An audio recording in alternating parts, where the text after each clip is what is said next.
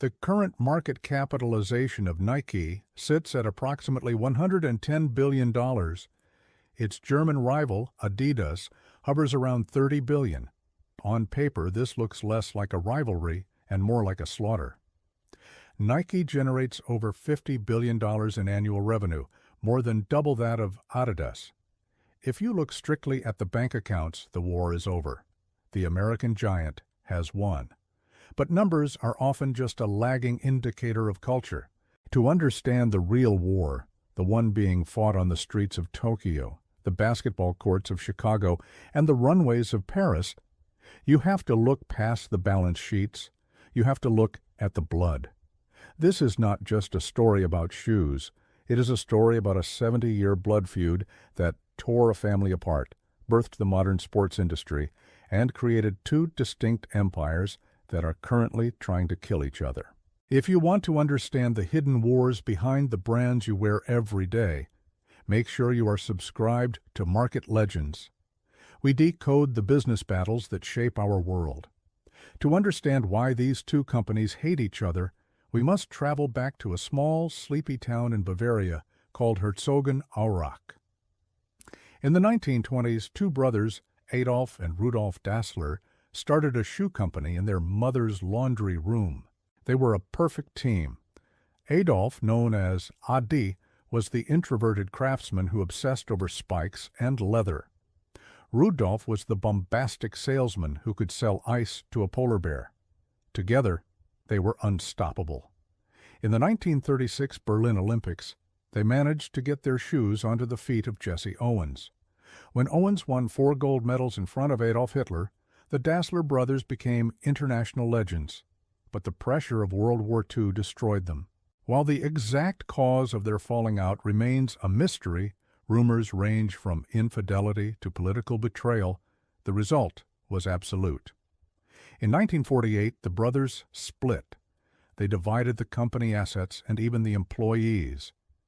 Rudolf moved across the river to start a company called Puma. Adi stayed put and renamed his company Adidas. For decades, Herzogenaurach was known as the town of bent necks. People would look down at your feet before deciding if they would talk to you. If you worked for Adidas, you didn't buy bread from a baker who wore Pumas. This tribalism was the DNA of the industry. It wasn't just business, it was personal. Throughout the 1950s, 60s, and 70s, Adidas was the undisputed king.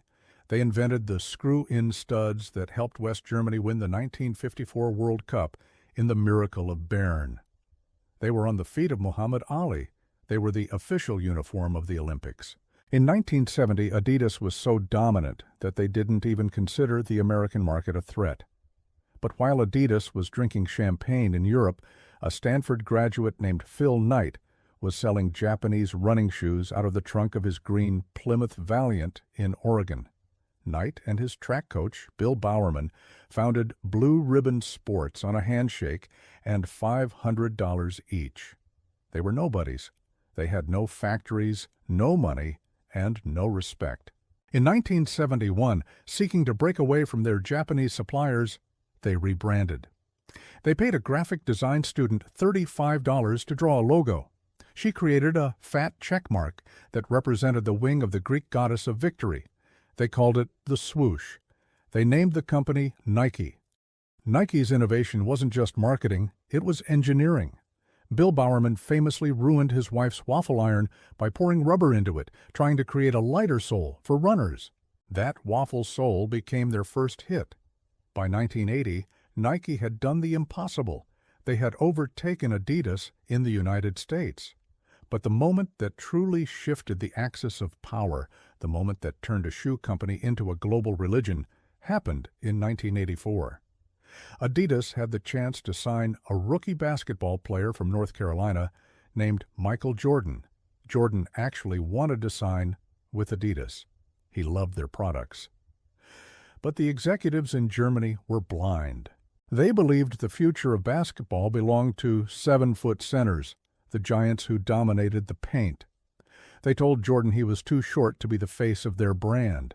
Nike, desperate to make a splash in basketball, offered Jordan $500,000 a year. a number that was considered insanity at the time, plus stock options and royalties. Jordan's agent told him to take the deal. Nike projected that the Air Jordan line would make $3 million in sales over the first 4 years. It made $126 million in the first year alone. The Air Jordan wasn't just a shoe. It was a cultural event. When the NBA banned the original red and black colorway for violating uniform rules, Nike paid the $5,000 fine every single game and ran an ad campaign declaring the NBA can stop you from wearing them. Adidas had handed Nike the keys to the kingdom. While Nike was ascending to the heavens on the back of Michael Jordan, Adidas was collapsing. Adi Dassler died in 1978, and his son Horace died unexpectedly in 1987. The company was left rudderless. It was bought by a flamboyant French politician named Bernard Tapie, who eventually went to prison for match fixing. By the early 90s, Adidas was dangerously close to bankruptcy. Nike took this opportunity to bury them. They adopted the slogan, "Just do it," and expanded aggressively into every sport imaginable. They bought up competitors. They signed Tiger Woods. They signed the Brazilian national soccer team. They were ruthless. But Nike's rapid expansion came with a dark cost. In the late 1990s, the company became the face of the sweatshop crisis. Reports emerged of workers in Indonesia and Vietnam earning pennies per hour in dangerous conditions. The swoosh became a symbol of corporate greed. Protests erupted on college campuses. Nike's stock tanked. Adidas, under new stable management, saw an opening. They began to rebuild their credibility by focusing on their heritage, the Originals line. They signed David Beckham. They made the brand cool again with hip-hop artists like Run D, MC. In 2005, Adidas made its biggest move yet to challenge Nike's dominance in America. They acquired Reebok for $3.8 billion. The goal was simple: combine Adidas' global soccer dominance with Reebok's American basketball and football contracts to create a super company that could look Nike in the eye. It was a disaster. Adidas struggled to integrate Reebok's culture. The brand lost its identity, shedding contracts and relevance year after year. Instead of a two-front war against Nike, Adidas found themselves dragging a dead weight. By 2012, Nike controlled nearly 50% of the global athletic footwear market. They were an unstoppable juggernaut. They had the best athletes, the best technology, and the most money. But hubris is a dangerous thing. Just as Adidas had underestimated Nike in the 70s, Nike began to underestimate the changing tides of culture. They believed they were untouchable. They did not know that a rapper from Chicago was about to walk into their headquarters and start a fire that would burn for a decade. The year is 2013. Kanye West is screaming in a radio interview.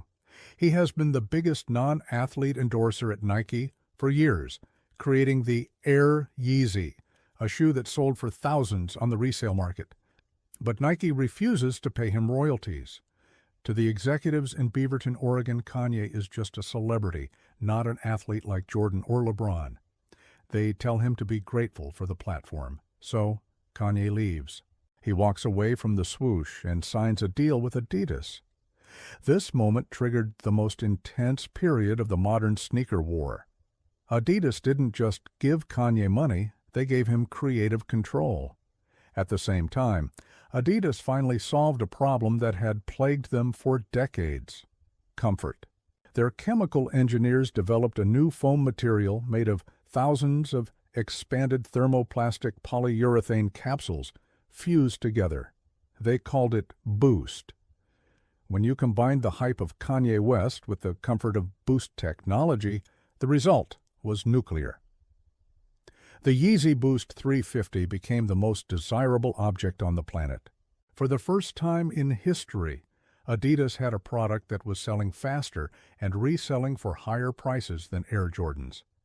Kanye famously rapped, "Yeezy jumped over Jumpman," and for a brief shining moment, the data backed him up. In 2016 and 2017, Adidas was on fire. Their market share in North America nearly doubled. Their stock price soared. Nike looked slow, old, and out of touch. Nike was still relying on retro Jordans from the 1980s, while Adidas was defining the aesthetic of the future. Nike panicked. They broke their own rules. They realized they couldn't just rely on athletes anymore. They signed Virgil Abloh, the founder of Off-White, to deconstruct their most iconic silhouettes. They signed Travis Scott. They initiated a collaborator war, flooding the market with limited edition drops to manufacture hype. Simultaneously, a legal war was raging in the background.